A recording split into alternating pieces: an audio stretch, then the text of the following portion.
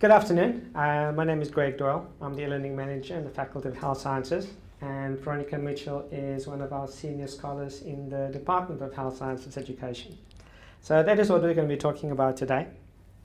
And you've heard enough about Open UCT, but the way we see OERs is that it allows anybody to download the material wherever they are, as long as they've got internet connection, of course, but also you don't have to be alone. So what we've seen through our work in OER is that connections are formed, collaboration. People that would never otherwise have heard about what work you're doing are now suddenly finding out about what your interest is because of the OER that you have published. One of the things that we do, when it comes to OER, are advocacy. So one of the things that we've done, we've created an OER video. They told us, come and, we've got the OBS, we've got the one-button studio, come and use it. So we used it to make a video on OER, and that is what we're using as part of our advocacy strategy. So in health sciences, I think what we've seen over the last almost 10 years is that attitude makes the biggest difference. A lot of the faculty in health sciences, they're willing to share, they're willing to open themselves up.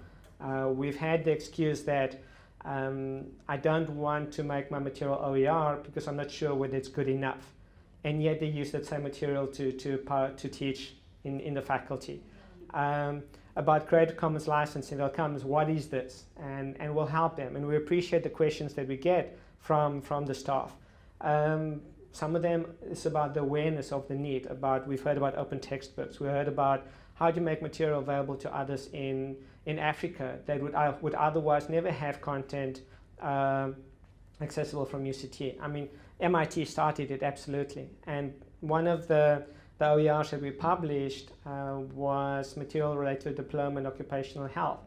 And the queries that the lecturer got from people who saw the material on Open UCT were interested in coming to do the diploma course. I mean, stories like that really made us aware of the importance of putting out what you do, and OER is definitely one of the ways to do that. And I think from our experiences, there's definitely a generosity of spirit. I think we've had one or two stories as well where academics were unwilling to make the material open because they thought they'll sell the material when they retire. And obviously, we tried to help them through that and make them realize that it's probably not a solution or a way to go. But that is basically what is happening in the faculty. Obviously, what has enabled us is support from SILT. I think more the grants than anything else. Because through the grants, we find out who are interested in creating OERs. So even if they don't get the grant or not, we still have an opportunity to speak to those who are interested. And I think from that point of view, the grants has been very valuable. The libraries, obviously, we can't do anything with the libraries. We've had external funders. And the great thing is that we get paid in dollars and pounds, and that really makes us stretch the amount that they give us. So they will fund us for, I think in the one case, it was 4 years, and we use it for like 6 years. So we love that. Obviously also the connections that we're able to form with OER Africa, University of Michigan, University of Ghana, COEXA, which is an organization about ophthalmology in East Africa, the London School of Hygiene and Tropical Medicine. There's lots of connections that we were able to form, some of them through Shelley, one of them through Shelley, in fact. So thank you for that again. Technically, because that is always, when it comes to technology and academics wanting to do things, if there's somebody to hold their hand, they're more willing to do it or to try it. And we've seen that over the years. If we say we're there to help you, we will help you publish it, we'll help you with the licensing, we'll help you find open alternatives to what you want, then they're more willing, or it's easier for them to be able to share. And we've seen that make a big difference. What is great as well is that some of the funding that we received, we're able to initiate projects, we're able to employ people to help, and then the faculty will absorb that post, and the one post that we were funded initially like that. So that has helped us to sustain being able to be assistants in the faculty. And obviously the deanery makes a difference. Initially when we started, the dean at that stage was, this sounds interesting, go for it. Whatever you want, just let me know. And that has really made a big difference for us. Right. Yeah. All the support we've had has been absolutely invaluable. We heard earlier about Nancy Fraser's participatory parity model and how appropriate it is for OER, looking at the potential that OER offers in terms of the 3 dimensions. So we really have had a number of champions, and I'm going to mention 3 of them. The first one, Matuma Rafa-King, was a junior lecturer when her first OER went out. And the distribution of the OER really enabled her to then coordinate with overseas Spanish researchers and develop more research article. So that was really, I would say, a representation, a political aspect, where she was going beyond the hierarchical structures of the university, which would at her junior level. Then we have Johan Fagan, who was mentioned earlier, his textbooks on ear, nose and throat surgery, and the outreach has been phenomenal. And it's really about, for him, it's about an outreach project reaching out to areas that wouldn't have the expertise, where there aren't those specialists and they're able to receive this expert knowledge. And he's been working collaboratively with colleagues all over the world. A real social justice issue in promoting the public good, in bringing expert health to isolated areas. And his analytics are amazing, where his textbooks have been picked up. And the publications have gone out per chapter as PDFs and been uploaded now millions of times.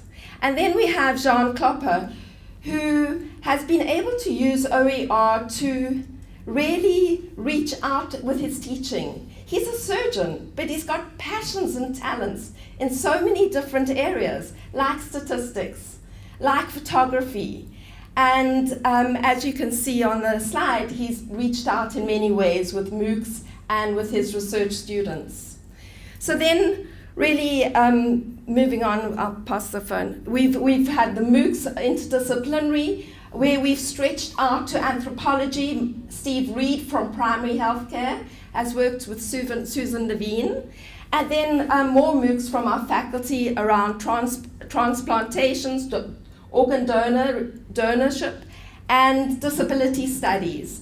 And we're on to the second disability studies MOOC, and it's had incredible impact, where Teresa was telling me how occupational therapists are actually downloading the MOOCs and then offering them to other people within the communities. And it's also brought in people to UCT to say, I want to hear more, I want to learn more from you, I want to come and do my master's here. So incredible impact.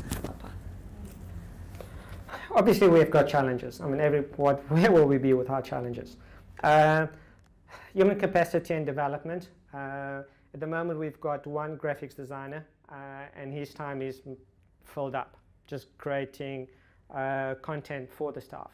One of the conditions, well, semi-conditions that we have is that if you want his help and you will publish that content as OER, you bump up the priority chain.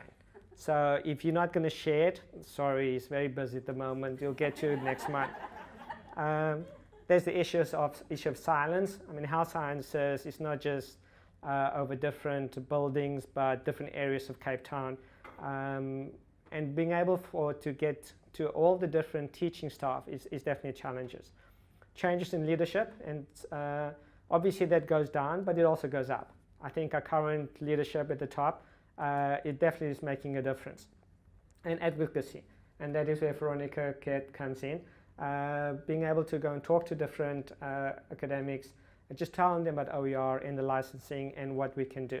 So the question is, how health is open in health sciences? I saw that from one of the medical aids, and I think that's brilliant. So we can talk about the academics involved, the OER published, the funding that has been made available, the support, the interest.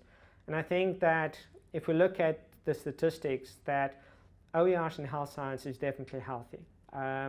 I've looked at some of the stats even now, and we've got a Vula site where we've got all our OERs published. And since for the last 6 years, it's things have been downloaded 2 million times.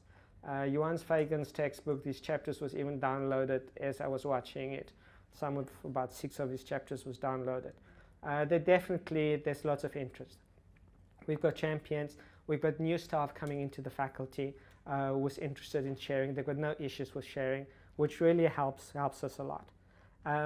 So looking back in time before my second last slide, is that, we started in 2008 piloting OER. Didn't have a clue what it is. Went off, did some workshops, they gave us some money, said okay. At one stage, I think I had 6 students in my office working on converting Johnny Myers' diploma in occupational health into OER, and we were busy. We were very busy. Then the design phase, the network phase, so all through that we had funding to be able to publish OER, and that really made a big difference. And coming back to the previous point that I said, in terms of accelerated growth, that we've gone to points where we published a lot of OER, but then also realizing that we're in a marathon. This is not going to go away. Okay? We're not focusing open educational resources as much anymore. We're focusing now on open education. So that is what our focus is. And we're trying to make open part of normal. So it's not something extra that you're doing, but it's something that you are doing anyway because of what you're involved in. So for the future, we're looking at definitely publishing student work. In fact, we're going to publish, one of our 6 years wrote a book that we're going to publish. We're busy publishing it. We've got a 3rd-year student that's created a number of videos. So wherever we go and speak to the students, we ask who's interested. And we don't get a large number of responses. We get 1 or 2 or 3, but if 1 or 2 or 3 a year, it does add up over time, and it does become aware. So that's where we're at. And obviously, not just publishing OER, but also using OER. So a lot of the students use it, but getting the academics and the faculty members to use existing OER, that's probably one of our challenges. And that's about it. Thank you very much.